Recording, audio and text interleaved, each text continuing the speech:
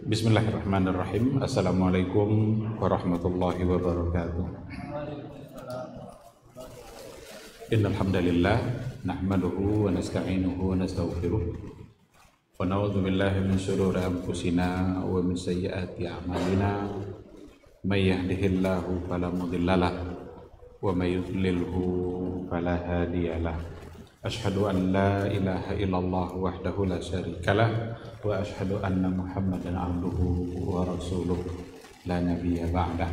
Ikhwati billah, ma'asyiral hadirin wal hadirat, kaum muslimin dan muslimat yang dimuliakan Allah. Kembali kita bersyukur pada Allah Subhanahu wa taala. Alhamdulillah atas rahmat dan karunia-Nya. Pada malam ini kita kembali bisa untuk memulai kajian akidah, kajian tauhid min syuruhi thalatsatil usul.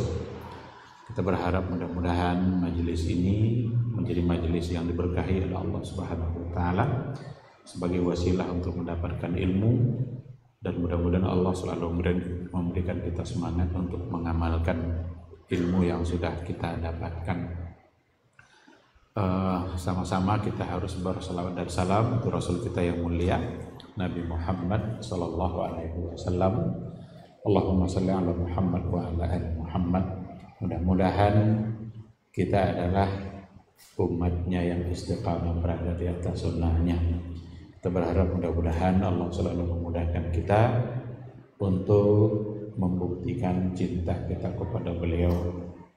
Mencintai Rasul artinya adalah mencintai sunnahnya, mencintai apa yang beliau suka, membenci apa yang beliau benci. Kalau benar-benar kita mencintai dia, maka apapun yang beliau suka kita harus ikut menyukainya. Kalau seandainya itu menjadi bagian dari syariat yang dianjurkan, berarti kita bersemangat untuk mengamalkan. Dan sebaliknya kita harus pula ikut membenci apapun yang dibenci oleh beliau untuk kemudian kita tinggalkan. Kita berharap mudah-mudahan di hari mahsyar semua kita insya Allah pantas dan layak untuk mendapatkan syafaat dan pertolongan dari beliau. Amin, amin ya rabbal alamin. Ikhwati fillah, ma'asyiral hadirin wal hadirat rahimani Allahu wa iyyakum. Insyaallah kita akan mulai kembali kajian akidah. Dulu pembahasan terakhir yang kita bahas adalah keharusan kita untuk memahami 3 hal sekaligus mengamalkannya. 3 hal itu 2 pertama sudah kita sampaikan, dan malam ini insyaallah kita akan masuk pada poin yang ketiga. Tapi agar kita nyambung kembali dengan bahagian bahasan yang sebelumnya, saya ingin ingatkan kembali dengan 2 hal. Ini hubungannya adalah tentu saja dengan akidah, dengan tauhid, keyakinan kita kepada Allah Subhanahu wa taala, yang kalau seandainya kita menyimpang, kalau kita tidak meyakininya, berarti kita bermasalah dalam akidah. Apa yang pertama, ini sedang mengingatkan kembali. Yang pertama yang harus kita ketahui, kita yakini adalah annallaha khalaqana wa razaqana wa lam yatrukna hamalah fa arsala ilaina rasulah. Yang pertama yang harus kita yakini adalah bahwa sesungguhnya Allah Subhanahu wa taala, Dia yang telah menciptakan kita dan Dia yang menjamin rezeki kita.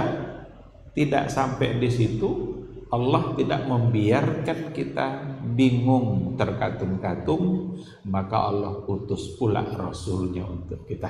Yang pertama, jadi Dia yang menciptakan, Dia yang memberikan rezeki. Siapapun yang diciptakan oleh Allah, Allah dengan sangat hikmah menciptakan, karena setiap yang diciptakan tersedia pula rezekinya.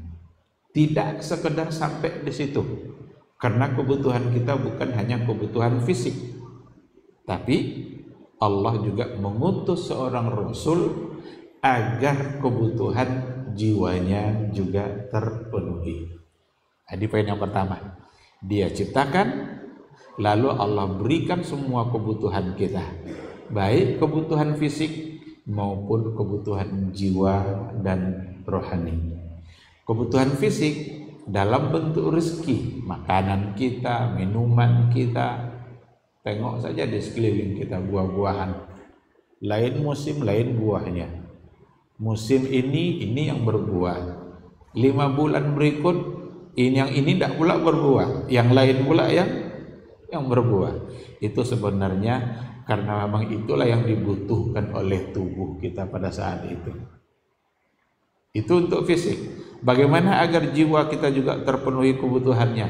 Allah utus pula Rasulnya.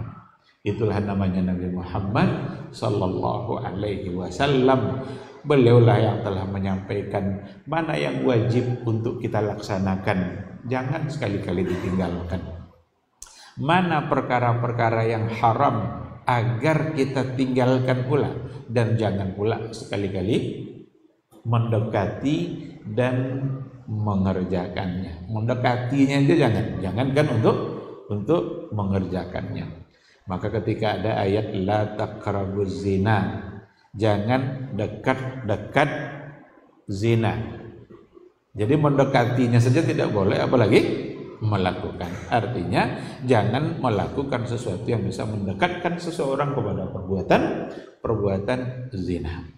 Ini poin yang pertama yang dulu alhamdulillah sudah kita berikan penjelasan dengan panjang lebar. Yang kedua, poin yang kedua adalah annallaha la yarda ayyushraka bihi ahadun fi ibadatihi la malakun muqarrabun wala nabiyyun mursal.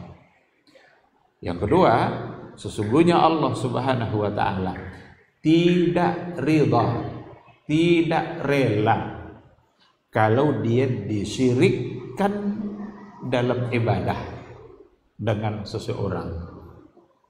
Jadi Allah sangat tidak menyukai seseorang yang menyekutukannya dalam beribadah kepadanya. Siapa yang paling mungkin untuk disekutukan dengan Allah? Orang-orang yang dekat dengan Allah. Siapa yang dekat dengan Allah? Malakun muqarrabun. Malaikat. Nah, malaikat adalah makhluk Allah yang paling dekat dengan dia. Jibril umpamanya. Malaikat yang paling dekat dengan Allah Subhanahu wa taala, dialah yang mengambil wahyu itu dari Allah untuk kemudian diturunkan kepada Nabi Muhammad sallallahu alaihi wasallam. Malaikat-malaikat yang lain yang dalam Al-Qur'an dikatakan la ya'sunallah, mereka tidak pernah mendurhakai Allah, wa yaf'aluna ma yu'marun, dan mereka itu selalu mengerjakan apa saja yang diperintahkan. Enggak boleh disyirikkan, disekutukan Allah dengan makhluk yang paling dekat dengan dia. La malakun muqarrabun wal nabiyyun mursal. Dan juga tidak boleh disyirikkan Allah, disekutukan Allah dengan nabi yang diutusnya. Kalaulah tidak dibolehkan untuk menyekutukan Allah dengan yang paling dekat dengannya, baik malaikatnya ataupun para anbiya-nya, maka menyekutukan Allah dengan orang-orang lain yang dianggap dekat dengan Allah, yang dianggap soleh, yang dianggap orang yang paling baik, tentu saja tidak dibolehkan lagi. Kepada nabinya aja tidak boleh, apalagi kepada orang-orang lain seperti para wali, orang-orang yang dianggap soleh, dekat dengan Allah, karena sering terjadi sesuatu yang di dalamnya ada unsur syirik, menyekutukan Allah dengan orang-orang yang dekat dengan Allah, seperti dalam doa tidak lagi murni hanya meminta kepada Allah, tapi diperlukan ada perantara, dan perantara itu biasanya yang dicari adalah orang-orang yang dekat dengan Allah Subhanahu wa taala. Kalau kepada malaikat saja tidak dibolehkan, atau kepada nabi, maka kepada yang selain itu akan lebih tidak dibolehkan, karena tidak ada yang lebih soleh daripada nabi, tidak ada yang lebih dekat dengan Allah daripada para malaikatnya. Jadi ini dua yang pertama. Kalau pada poin yang pertama dulu kita masukkan dia ke dalam hal-hal yang sifatnya adalah rububiyatullah, sedangkan poin yang kedua itu adalah bisa kita masukkan pada pengelompokan uluhiyah. Berarti Allah yang menciptakan, ini persoalan rububiyah. Allah yang memberikan rezeki, itu persoalan rububiyah, perbuatan Allah dalam kehidupan kita. Sedangkan larangan untuk berbuat syirik dalam beribadah itu sesungguhnya adalah uluhiyah, dan kita harus menjaga tauhid kita secara uluhiyah. Maka tauhidul uluhiyah itu biasa juga disebut dengan tauhidul ibadah, mentauhidkan Allah dalam ibadah. Jangan sekali-kali ibadah kita di dalamnya ada unsur kesyirikannya, karena Allah pasti tidak akan menerima. Kenapa demikian? Karena yang pantas untuk kita ibadahi hanyalah Allah. Yang pantas kita sembah hanyalah Allah. Yang pantas untuk kita taati hanyalah Allah. Kalaupun ada ketaatan kita kepada selain Allah, mestilah dalam rangka mentaati Allah.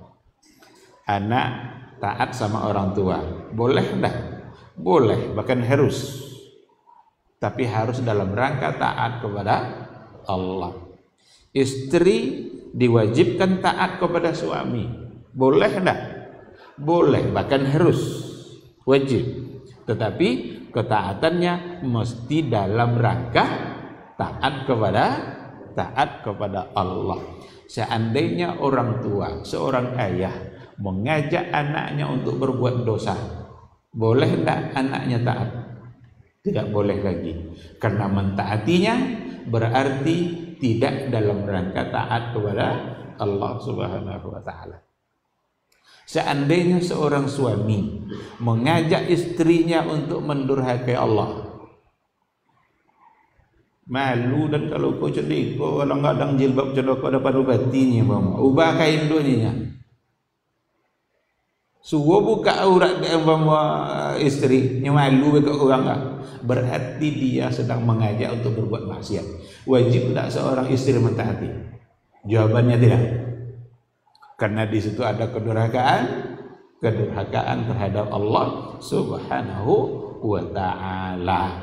Jadi uluhiyah itu tauhidul ibadah.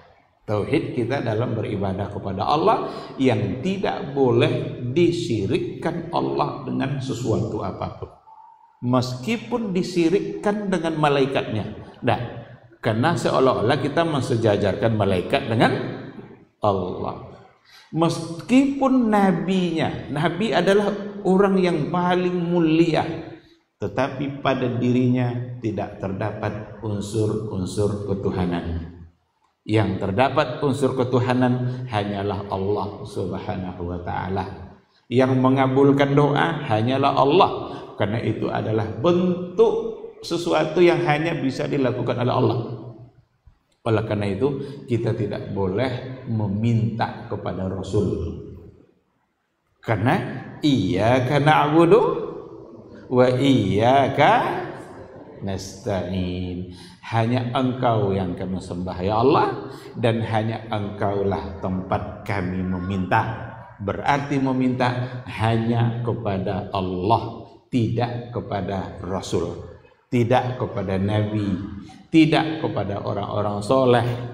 Jadi kalau seandainya sampai kepada kuburan Nabi, jangan pernah meminta kepada Nabi, karena Nabi sendiri melarang untuk melakukan itu. Jangan jadikan dia sebagai perantara, dalam artian titipkan doa kepada Nabi agar Nabi menyampaikannya kepada Allah. Ziarahlah ke kubur Nabi, tapi ziarahnya mesti ziarah syar'iyah. Kalau sampai kita kepada kuburan orang-orang soleh, kuburan para wali, jangan meminta kepada orang-orang soleh yang ada di dalam kubur, karena dia tidak akan pernah bisa mengabulkan dan tidak akan pernah bisa mendengarkannya. Dan jangan juga dititipkan doa itu kepada orang soleh tersebut agar dia menyampaikannya kepada Allah, karena dia sudah wafat, dia sudah mati. menitipkan agar dia berdoa itu baru dibolehkan jika orangnya masih hidup. Kalau orangnya masih hidup, silahkan minta didoakan, bukan meminta ke dia. Dia beda juga tuh, meminta kepada orang meskipun masih hidup, tapi ke dia tempat meminta itu, tolong ampunkan dosa saya, nggak bisa. Karena yang mengampuni dosa siapa? Allah. Tapi kalau Pak Ustadz, tolong doakan saya agar Allah mengampuni saya, boleh? Boleh jika dia masih hidup, karena dia masih bisa kita khitab, dia masih bisa kita panggil, dia masih bisa menjawab, dia paham dengan yang kita katakan. Tapi kalau sudah meninggal, tidak boleh lagi, karena dia tidak lagi sama alamnya dengan kita yang masih hidup. Ya, sangat mudah sekali untuk dipahami akidah itu, tauhid itu, maka jangan sampai kita salah dalam perkara-perkara yang semudah itu. Karena banyak juga sebagian orang yang tersalah meskipun dalam persoalan yang mudah seperti itu, bahkan menganggap kalau seandainya dilarang untuk melakukan itu, dianggap justru itu yang salah atau itu yang keliru. Maka kita perlu mengulang-ulang terus, ini masalah akidah yang dasar dan fondasi dalam kehidupan umat Islam. Baik, sekarang kita masuk pada poin yang ketiga. As-salitsah, yang ketiga adalah anna man ata'a ar-rasula wa wahhadallah la yajuzu lahu muwalatu man haddallaha wa rasulah walau kana aqraba qaribin. Yang ketiga, sesungguhnya siapa yang mentaati Rasul dan siapa yang telah mentauhidkan Allah, jadi dia sudah tauhidkan Allah, dia sudah taati Rasulnya, la yajuzu lahu, tidak boleh baginya, bagi orang tadi, muwalatu man haddallaha wa rasulah, memberikan walaknya, nggak boleh baginya memberikan loyalitasnya, memberikan kesetiaannya, memberikan cintanya kepada siapa? Man haddallaha wa rasulah, kepada orang yang memusuhi dan membenci Allah dan Rasulnya. Walau kana aqraba qaribin, meskipun orang tersebut adalah kerabat terdekat dia. Kerabat terdekat itu siapa? Ayah umpamanya, suami umpamanya, itu kerabat yang terdekat. Anak umpamanya bagi seorang ayah. Kalau ada seseorang yang sudah beriman kepada Allah, bertauhid kepada Allah, taat kepada Rasulnya, tidak boleh lagi bagi dia untuk memberikan kesetiaannya, loyalitasnya kepada orang-orang yang memusuhi Allah dan memusuhi Rasulnya. Kenapa demikian? Karena laisa minal ma'quli ayyuhibbal insan syai'an huwa aduwwun li mahbubihi. Karena rasanya tidak masuk akal seseorang mencintai orang yang orang tersebut dibenci oleh yang dikasihinya. Jadi seseorang mencintai orang lain, orang tersebut dibenci oleh Allah dan oleh Rasulullah sallallahu alaihi wasallam. Maka tidak pantas bagi kita, bagi orang-orang yang beriman kepada Allah dan taat kepada Rasulnya, untuk memberikan kesetiaannya, loyalitasnya, mahabbahnya. Muwalat, nanti akan kita lihat apa makna muwalat. Di antara makna muwalat di sini adalah takunu bimunasaratihim wa muawanatihim ala ma hum alaihi minal kufri wad dhalal. Jadi arti muwalat itu tidak boleh bagi kita untuk muwalat, memberikan kesetiaan, mencintainya, memberikan loyalitas. Apa maknanya? Di antaranya munasaratuhum, membantu mereka, mempermudah mereka, ala ma hum alaihi minal kufri wad dhalal, menolong mereka atau membantu mereka, memudahkan mereka dalam melakukan kekufuran dan kesesatan.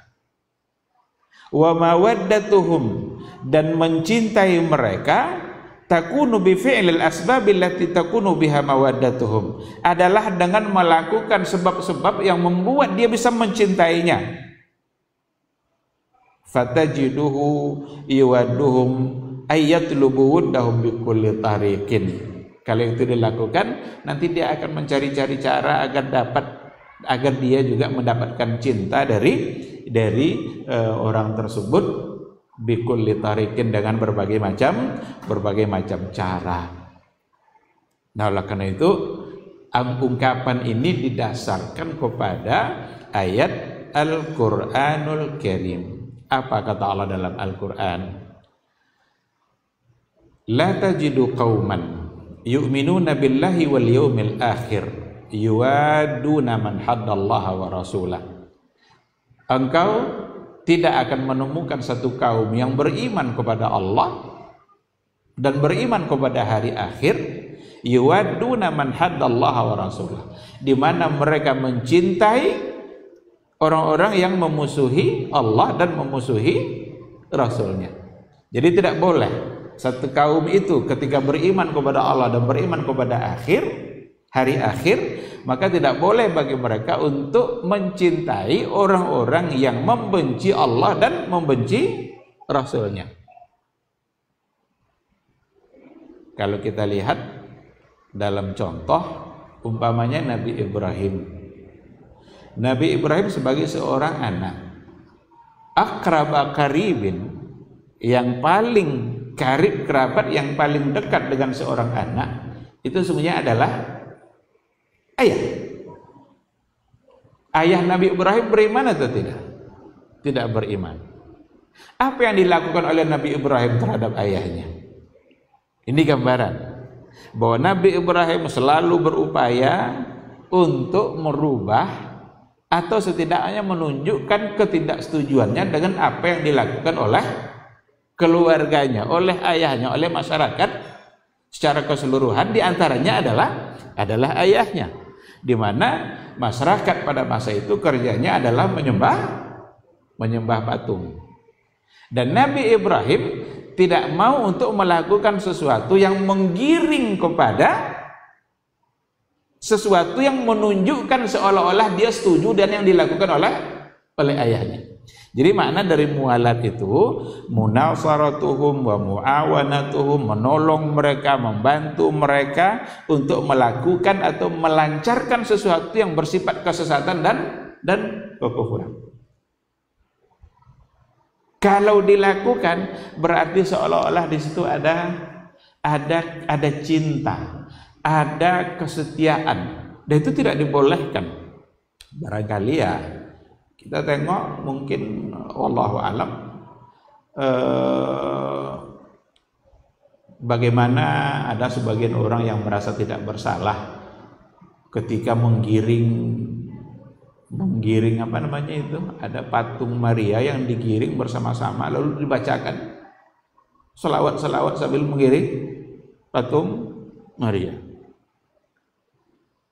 Atau ada orang-orang yang membersihkan kakinya para biksu. Wallahu alam, ini jangan-jangan masuk ke dalam contoh ini. Buat apa melakukan itu? Jangan-jangan melakukan sesuatu yang membuat kita justru menjadi rendah dan direndahkan. Tidak mesti sampai seperti itu kalau ingin menunjukkan kebersamaan. Biarlah mereka berada dalam agamanya, tetapi jangan sekali-kali kita terlibat untuk melakukan perbuatan-perbuatan yang di dalamnya ada kekufuran dan kesesatan yang mereka lakukan. Oleh karena itulah para ulama bicara hukum tentang hukum bagaimana mengucapkan selamat Natal umpamanya. Ini terlepas dari perbedaan yang ada, karena kita tengok juga penjelasannya ya ada yang membolehkan, ada yang tidak. Tapi kita memang harus lebih berhati-hati dalam persoalan-persoalan yang seperti ini. Kita khawatirnya jangan-jangan di dalamnya ada satu kekeliruan yang kita tersalah di situ. Oleh karena itu sikap yang terbaik adalah untuk tidak melakukannya. Dan dengan tidak melakukannya bukan pula nanti berarti kita membenci orangnya, karena kalau sesama manusia ya kita kan harus saling menghargai. Tapi kalau urusannya sudah dalam persoalan akidah, maka tentu kita di sini harus tegas sebagaimana Nabi kita Nabi Muhammad SAW juga menunjukkan ketegasannya ketika diajak untuk bergantian dalam menyembah Tuhan. Orang-orang kafir ngajak sebentar-sebentar, nanti kamu ikut pula menyembah Tuhan kami, nanti sebentar-sebentar kami ikut pula dalam menyembah Tuhanmu. Ternyata yang turun ayat ketika itu justru adalah qul ya ayyuhal kafirun, yang diakhiri dengan kata lakum dinukum waliyadin. Jadi ikhwati fillah, dikatakan di sini tadammanat hazil mas'alah. Jadi masalah ini dari ayat, dari apa yang dikatakan oleh penulis pada bagian yang ketiga, itu terkandung di situ la budda lil mu'min allazi hadahu Allahu lil Islam wa 'asamahu minasyirki. Mestilah bagi seorang yang telah beriman kepada Allah, yang telah memberikannya hidayah dan yang telah menjaganya dari perbuatan syirik, hendaklah dia teguh ala dinihi, teguh berada di atas agamanya, dan terang berada di atas cinta dan pengagungannya kepada Allah, tetap berada dalam khauf dan khasyah. Ada khauf, ada khasyah, rasa takutnya kepada Allah, hatta ya'mana minal fitnati waz zayghi, supaya dia aman dari fitnah dan dari penyimpangan.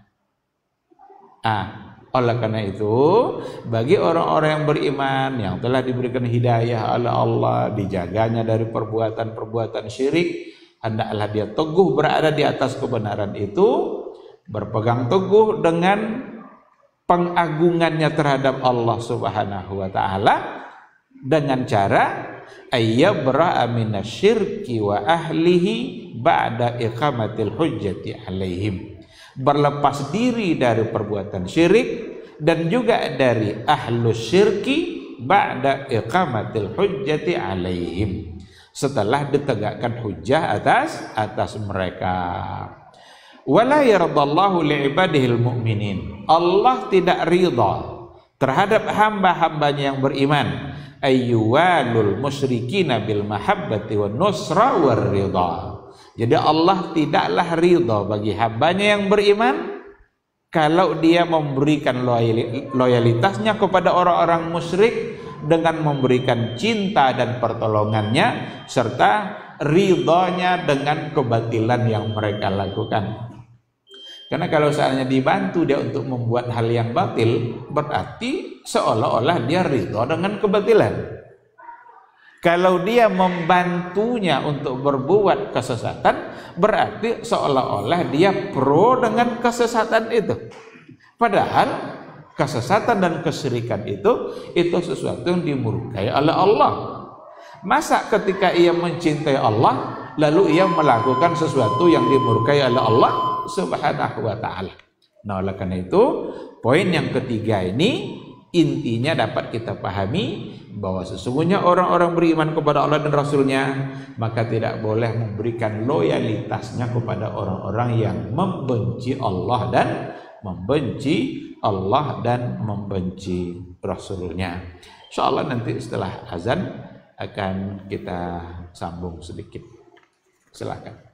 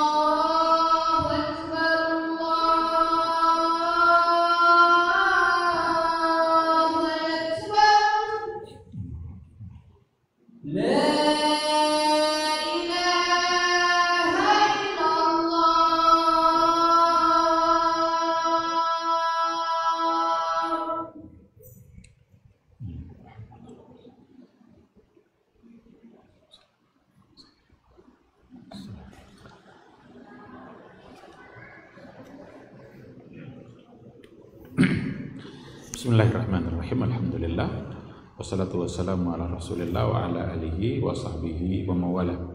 Ikhwati fillah, ma'asyiral hadirin wal hadirat, rahimani Allahu wa iyyakum. Kita lanjutkan sedikit materi kita sesuai dengan poin terakhir yang kita sampaikan, bahwa bagi seorang yang beriman kepada Allah, beriman kepada Rasul, tidak boleh memberikan loyalitasnya kepada orang-orang membenci Allah dan membenci Rasulnya. Dan cara mencintai mereka, membantu mereka, menolong mereka untuk melakukan kesyirikan dan kesesatan, memudahkan mereka untuk tetap berada di dalam kesesatan dalam kehidupan mereka, atau juga termasuk di dalamnya melakukan sesuatu yang dapat nanti merusak atau justru mengalahkan, merendahkan Islam. Di sini disebutkan satu kisah salah seorang sahabat yang hampir saja, apa kata Umar, ya Rasulullah, izinkan saya untuk membunuh orang munafik ini, karena perbuatan dia dianggap sebuah perbuatan yang akan dapat merusak atau membocorkan rahasia Islam. Tapi setelah diklarifikasi ternyata tujuannya bukan itu. Kisah itu adalah seorang sahabat yang namanya Hatib Ibnu Abi Balta'ah. Sebelum Fathu Makkah, kan Nabi merencanakan untuk menaklukkan kota Makkah. Itu terjadi pada tahun yang ke-8. Tahun yang ke-8 dari Hijrah. Ternyata Hatib Ibnu Abi Balta'ah diam-diam mengirimkan surat kepada penduduk Mekah menyampaikan bahwa Nabi akan menyerang Ka'bah. Ini kan membocorkan rahasia yang Nabi inginnya tidak diketahui kedatangannya. Ternyata apa yang akan dilakukan Nabi itu dibocorkan melalui sebuah surat oleh Hatib Ibnu Abi Balta'ah, dikirimkan melalui seorang perempuan, dan perempuan itu pergi ke Mekah. Tetapi tentu saja berdasarkan kepada wahyu Jibril yang datang menyampaikan kepada Nabi Muhammad bahwa ada seorang perempuan yang datang sekarang berjalan menuju Mekah untuk membocorkan rahasia ini. Dikirimlah oleh Rasul Ali bin Abi Thalib bersama satu kawannya untuk coba kejar cepat perempuan itu. Ketemulah perempuan tadi, dapat dikejar. Kata Ali, berikan surat kepada kami. Kata perempuan, saya tidak bawa surat apa-apa. Ali pasti tidak percaya karena ini yang nyuruh adalah Rasul. Apa kata Ali? Kamu keluarkan surat itu atau kami lucuti semua pakaianmu? Dua aja pilihannya. Karena yang nyuruh adalah Nabi. Tidak mungkin Nabi berbohong. Ternyata diambilnya surat, diletakkannya di dalam bajunya. Ini surat itu. Ternyata surat itu dari Hatib Ibnu Abi Balta'ah, dan itu adalah seorang sahabat. Berarti dia melakukan sesuatu yang seolah-olah dia sedang menunjukkan kesetiaannya kepada orang-orang kafir Quraisy yang ada di Mekah karena membocorkan rahasia Nabi. Apa kata Umar? Ya Rasulullah, da'ni adribu unuqa hadzal munafiq.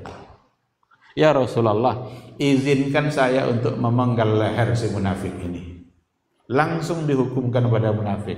Seolah-olah dia tidak lagi menunjukkan loyalnya kepada Nabi. Dia sudah menunjukkan loyalnya kepada keluarganya yang ada di sana dan mereka tidak muslim. Walaupun keluarga mereka. Kata Rasul, tunggu sebentar. Tanya dia, kenapa dia melakukan. Apakah memang karena sudah tidak mencintai Nabi lagi? Apakah sengaja ingin membocorkan rahasia?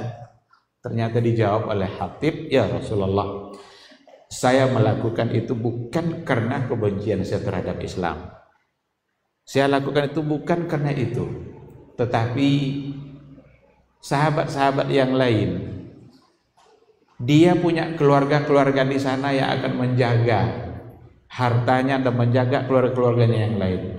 Tapi saya, ya Rasulullah, tidak punya siapa-siapa untuk menjaga harta dan keluarga perempuan saya yang ada di sana. Sementara kamu datang untuk menyerang Mekah.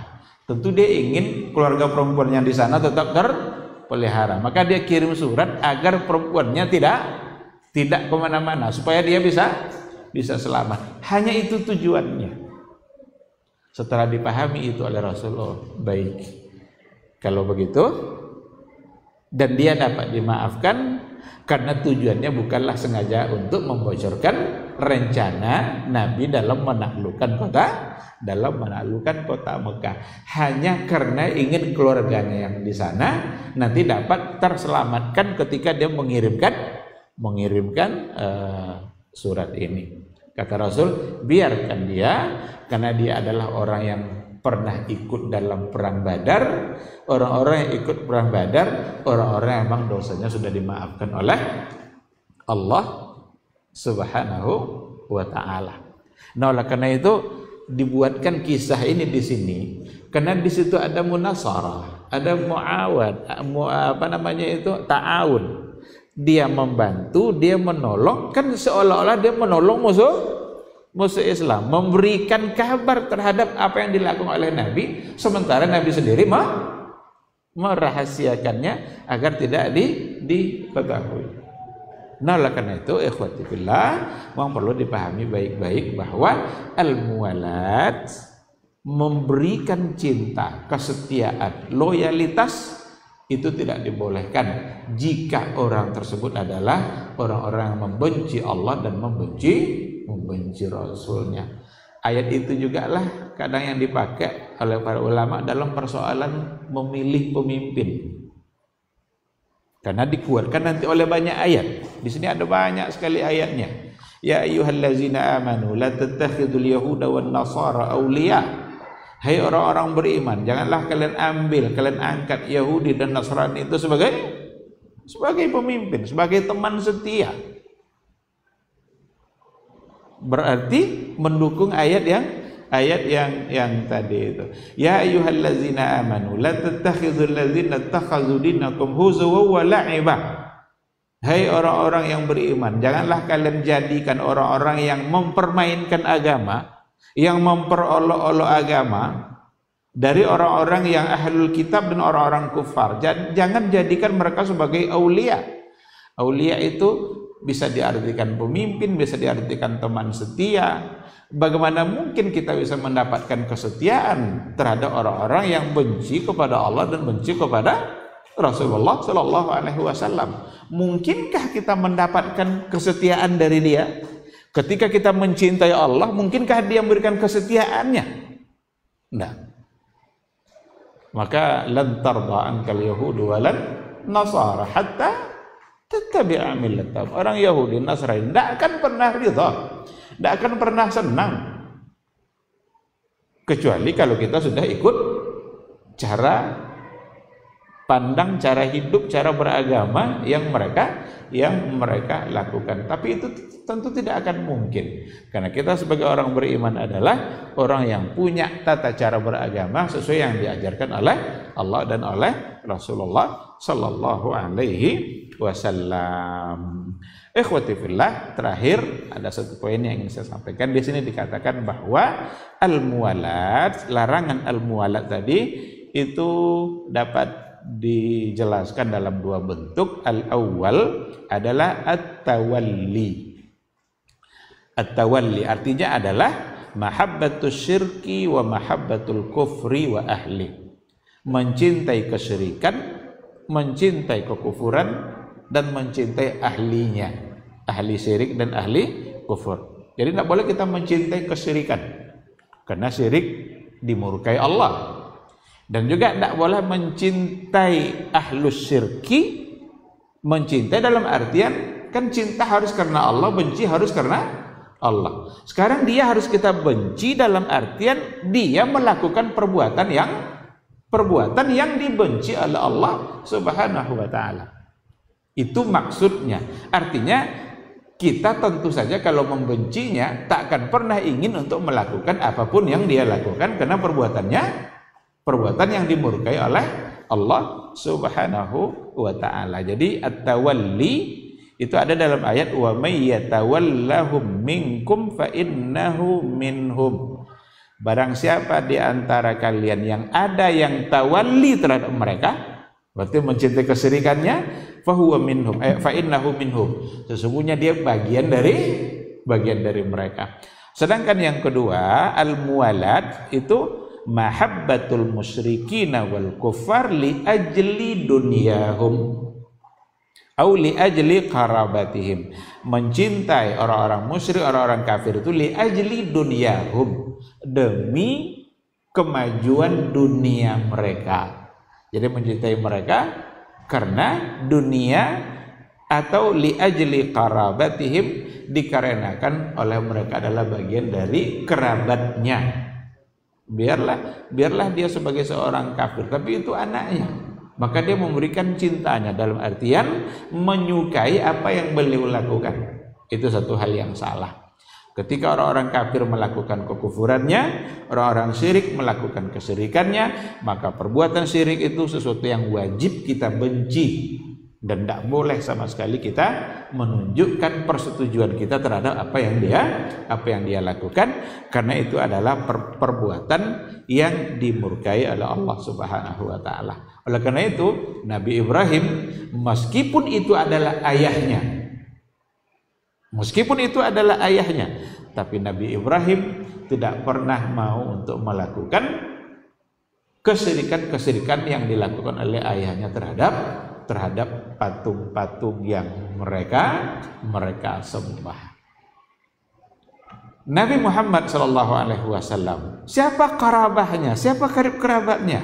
Kan orang-orang jahiliyah, bahkan petinggi jahiliyah itu sendiri. Abu Lahab, itu siapa Abu Lahab? Bukankah itu paman Nabi? Kan seharusnya keponakan sama paman itu gimana? Tetapi Nabi kita tidak pernah menunjukkan kesetiaannya terhadap pamannya, kecintaannya terhadap pamannya, dalam artian mendukung dan mencintai perbuatan-perbuatan menyimpang dan kesyirikan yang ada pada masyarakat jahiliyah di masa itu. Itu yang dimaksud. Oleh karena itu, pada bagian akhir dari poin yang ketiga ini diberikan juga penjelasannya. Sebenarnya apa yang dimaksud dengan tidak boleh mencintai? Apakah kita harus bermuka masam terus? Apakah kita dilarang untuk berbuat baik dengan orang-orang yang tidak seagama karena mereka adalah berbeda agama? Apakah seperti itu? Ada poinnya, tapi saya tidak akan sampaikan sekarang. Mungkin akan kita sampaikan nanti pada pertemuan yang berikutnya. Karena kalau disalahpahami dalam persoalan ini juga menjadi satu pintu bagi segolongan orang untuk menuduh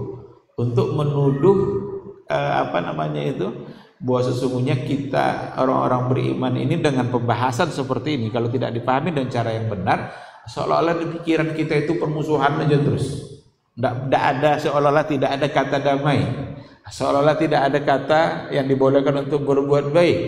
Padahal kalau kita tengok dari segi catatan sejarah, Nabi bermuamalah dengan orang-orang jahiliyah. Nabi meminjamkan baju besi, bahkan ada gadai-gadaian dalam persoalan gandum dan lain sebagainya. Bukankah itu bagian dari muamalah?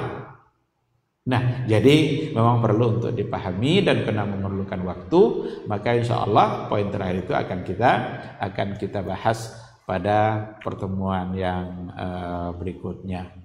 Terima kasih. Jadi intinya, sebagai seorang beriman kepada Allah dan kepada Rasulnya, terlarang untuk memberikan loyalitas, al-wala'nya kepada orang-orang yang membenci Allah dan membenci Rasul. Tidak rasanya masuk akal kita mencintai seseorang yang ternyata orang itu dibenci oleh Allah dan dibenci oleh Rasulullah Sallallahu Alaihi Wasallam. Padahal kita mengaku mencintai Allah dan mencintai Rasulnya. Baik, terima kasih. Barangkali kalau ada satu atau dua pertanyaan. Nah,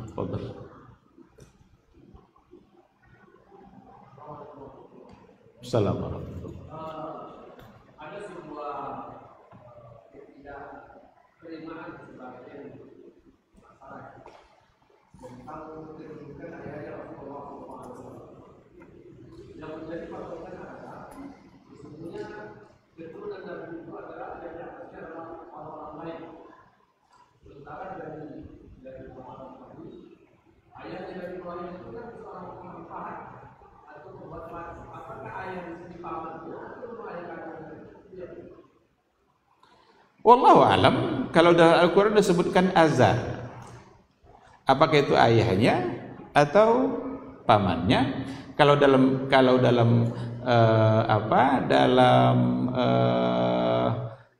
bahasa Arab kata abun, jadi ada abun, ada walid. Kalau walid itu ayah kandung. Kalau abun bisa kandung, bisa tidak. Karena Nabi Yusuf juga membahasakan bahwa Nabi Ibrahim itu bapaknya. Padahal Nabi Ibrahim jauh di atas. Karena ayah Nabi Yusuf adalah Yakub, Ishak, baru ke Ibrahim. Nah, memang ada sebagian yang mengatakan itu ayah kandungnya, tapi ada juga yang mengatakan itu adalah pamannya. Terlepas dari itu semua,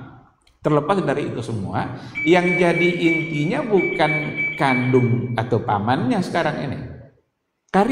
Kerabat. Itu kerabat dia. Yang meskipun itu adalah ayah kandungnya atau pamannya, tapi karena dia adalah menyimpang, maka dia tidak memberikan ketaatannya. Dia tidak memberikan cintanya. Dalam artian tidak mendukung atau membantu untuk melakukan, tidak mau untuk melakukan sesuatu yang ternyata itu adalah salah. Justru dia selalu berpikir untuk merubah, dan dibuktikannya dengan tindakan-tindakannya untuk merubah. Apa contohnya? Pada saat semua orang pesta-pesta dengan tradisi-tradisinya, dia datang ke patung-patungnya itu, kan dirobohkannya kan? Dirobohkannya patung-patung itu, tinggalkannya yang paling besar. Pas mereka pulang kembali, tengoknya kok patung-patung ini udah hancur semua. Nabi Ibrahim memang sudah nampak dari awal ketidaksetujuannya. Jadi kata-kata tuduhan langsung tertuju pada dia. Ini pasti ulahnya Ibrahim ini. Pas dipanggil, kamu yang melakukan ini. Anta fa'alta hadza bi alihatina ya Ibrahim. Kamu yang melakukan ini wahai Ibrahim. Anda katanya. Itu yang besar itu Tuhan, dia yang pegang kampak Tuhan katanya. Coba tanya dia. Masa kami bisa nanya patung katanya. Dia kan tidak bisa menjawab. Nah, kalau gitu kenapa disembah? Kenapa kalian sembah orang yang tidak bisa bicara? Orang tidak bisa mendengar? Itu cara Nabi Ibrahim untuk menunjukkan ketidaksetujuannya. Nah, oleh karena itu bagi saya ayat itu yang paling penting bukan apakah itu bapaknya atau pamannya. Siapapun, apakah bapak kandungnya atau pamannya. Karena ada dua versi. Sebagian mengatakan itu memang bapak dia. Dan Ibrahim adalah anaknya. Nah, tapi yang paling penting adalah pelajaran akidahnya. Bahwa Nabi Ibrahim sedikit pun tidak menunjukkan loyalitasnya kepada ayahnya ataupun kepada pamannya, karena pada paman atau ayahnya itu ada kesyirikan. Dan Nabi Ibrahim ingin menjauhkan dirinya, karena memang sebagai orang beriman kepada Allah tidak boleh mencintai orang lain yang orang tersebut membenci Allah atau dibenci oleh Allah Subhanahu wa ta'ala. Sebagaimana Nabi Muhammad SAW juga tidak memberikan loyalnya kepada petinggi-petinggi Quraisy yang sebahagian adalah keluarga-keluarga Nabi itu sendiri. Pamannya kah atau siapanya kah, Nabi tidak sedikit pun menunjukkan loyalitasnya kepada mereka. Wallahu subhanahu wa ta'ala a'lam. Ada lagi? Pas, baik, kalau tidak ada sekira kita cukupkan sampai di sini. Mudah-mudahan dapat kita pahami sama-sama, kita menjaga akidah kita, menjaga tauhid kita, dan menjaga loyalitas kita agar tidak menyimpang. Berikanlah loyalitas kita kepada orang-orang yang memang mencintai Allah dan mencintai Rasulullah sallallahu alaihi wasallam. Terima kasih. Subhanakallahumma bihamdika asyhadu an la ilaha illa anta astaghfiruka wa atubu ilaik. Wassalamualaikum warahmatullahi wabarakatuh.